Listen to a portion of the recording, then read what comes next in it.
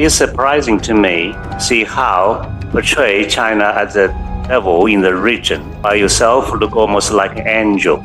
In 2000 and 2013, Filipino Coast Guard killed Chinese fishermen from Island Island and from Taiwan. Why were you so barbaric to kill Chinese fishermen? And why a country that is never stronger militarily than China would behave so barbarically against the innocent Chinese fishermen? Please tell me frankly. I'll be very proud in responding to your question. Thank you for using the word barbaric. Coast guards in the region, not just the Philippine Coast Guard, is not a barbaric. All of this were already diplomatically settled now. But here's the thing now. Among the countries in the region, we all have a positive diplomatic relationships in discussing the South China Sea. And all of these countries have issues with the China Coast Guard and the Chinese Maritime Militia pretending to be Chinese fishing vessels. Thank you for your very interesting questions. For me to respond to the first question, I think there's really, that's true. I agree with you. There are different variation of Coast Guard vessels that belong to various inventories, whether in the Philippines, Vietnam, Indonesia, and Malaysia.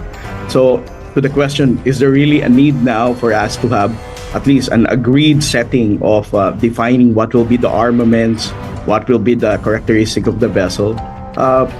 That would be a great idea, but let me first stress out, based on my presentation, that the regional coast guards among Southeast Asian countries, we have this something like agreed regional norm that our coast guards are not really intended for us to have a much more bigger vessels or much more powerful naval armament, just like with the Navy.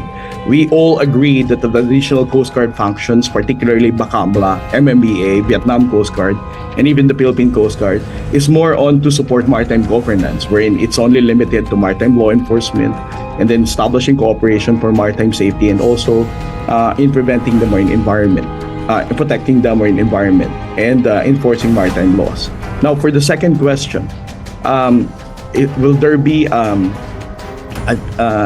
influence from China as it build on more on bigger Coast Guard vessels and deploy also much more number of Coast Guard vessels? I would argue that it has really influenced now the countries among the claimant states in the South China Sea. The Philippines has been building up its Coast Guard fleet. You can also see that from Vietnam, also Malaysia, and even BACAMLA of Indonesia. All of us are building our own Coast Guard in a way that we can counter-respond with the presence of the China Coast Guard. But to that, related also to the third question, will the increased number of Coast Guard vessels will eventually trigger a much more bigger armed conflict? I don't think so. I still have this belief that Coast Guards among the region, particularly here in Southeast Asia, we have this kind of professional understanding among Vietnam, Malaysia, Indonesia, and Philippines that we're not going to be that aggressive or aggressive to each other in a way that will be the cause of the conflict. We can see that from how Malaysian Coast Guard, Vietnam Coast Guard, and even Philippine Coast Guard passes through each other in the South China Sea. We don't provoke each other. We have our own respect in those territories that we are currently occupying, that we are all patrolling. I think our friend from BACAMLA will also be able to strengthen this answer that I'm giving now. We have that kind of professional understanding of our limitations. And also to add, as I said with my presentation, it's only China who bullies each other of us in the among the claimant states. They are being aggressive and provoking towards BACAMLA in the Tuna Islands. They have also been very aggressive in responding to the presence of Vietnam Coast Guard and also with the Philippine Coast Guard and MMBA. So if there's only one deviant behavior among the Coast Guards in the region, that would be the China Coast Guard.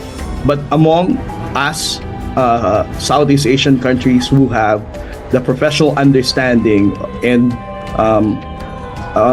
also knows how significant our roles is in maritime governance and also in maintaining this maritime order, that is not a problem that will come across between Southeast Asian Coast Guard organizations.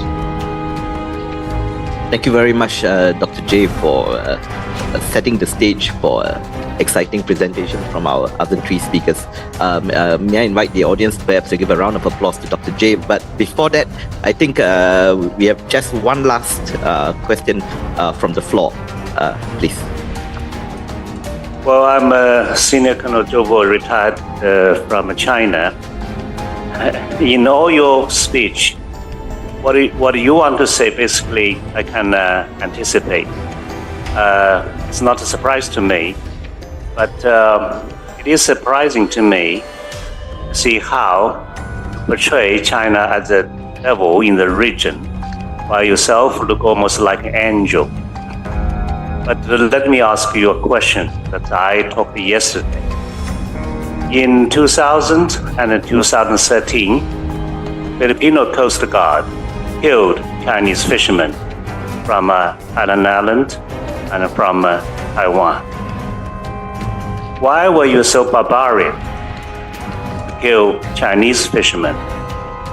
And why a country that is never stronger militarily than China could behave so barbarically against the innocent Chinese fishermen? And is it because that you believe these fishermen are so innocent, so can do anything against them? And is it because the Chinese policy towards you at that time was so tolerant that we did nothing against you, so you could do that? So is it something that China should reflect to extend that we have to increase our presence with a stronger Coast Guard? Please tell me frankly. I'll be very frank in responding to your question. Thank you for using the word barbaric. Coast Guards in the region, not just the Philippine Coast Guard, is not a barbaric. You were mentioning about the shooting incident in Taiwan in 2013 and also a maritime incident that happened between the Philippine Navy and Vietnam. All of these were already diplomatically settled now. We now have established a good relationship with Taiwan and also with Vietnam. But here's the thing now. Among the countries in the region, we all have a positive diplomatic relationships in discussing the South China Sea. And all of these countries have issues with the China Coast Guard and the Chinese maritime militia pretending to be Chinese fishing vessels. You keep on mentioning the word barbarism. But as I said, we abide with the international rules-based order. With the images and videos that we have already presented to the international community, in which I know that the People's Republic of China is not really pleased. We have portrayed the word that you are saying, but I'm not going to use that against you. I think the transparency initiative that we have been espousing for the past months is a clear understanding of what the word barbarism is. Because Vietnam, Malaysia, Indonesia, and Philippines will always abide with the international rules-based order. I just don't know whether People's Republic of China is also willing to do the same.